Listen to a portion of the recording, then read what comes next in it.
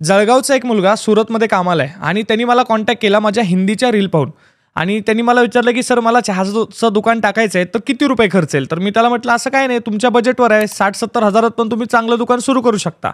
त्याच्यानंतर त्यांनी फोन ठेवला आणि तो डायरेक्ट गायबच झाला आणि डायरेक्ट 11व्या महिन्यात त्यांनी मला कॉल केला आणि बोलला, की "सर उद्या मी तुम्हाला मुंबईला भेटायला येतोय." आणि तो जेव्हा मला भेटायला आला, तर तेव्हा मला कळालं, की मागच्या 10 महिन्यापासून तो एका चहाच्या दुकानावरती फक्त 8,000 पगारावरती कामाला होता. आणि मागच्या 10 महिन्यामध्ये जवळपास त्यांनी 50-60 हजाराची सेव्हिंग केलेली. तर मी त्याला विचारलं, की "तुला जॉबच करायचा होता, तर तू चहाच्या दुकानात का केला?" तर तो मला म्हणाला, की "सर मला तसंही चहाचं दुकान टाकायचं होतं आणि तुमच्याकडून मला सगळ्या गोष्टी शिकायला मिळत होत्या.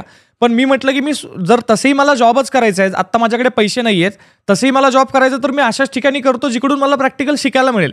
तर त्या कॉन्फिडन्समध्ये मागच्या 10 महिन्यात त्यांनी पैसे पण कमवले, त्यांनी एक्सपिरियन्स पण गेन केला आणि आता त्याच्यावरती वेळ आली आहे, की तो आता दुसरं दुकान शोधतोय, दुसरं दुकान टाकायला बघतोय आणि वय किती फक्त 20 वर्ष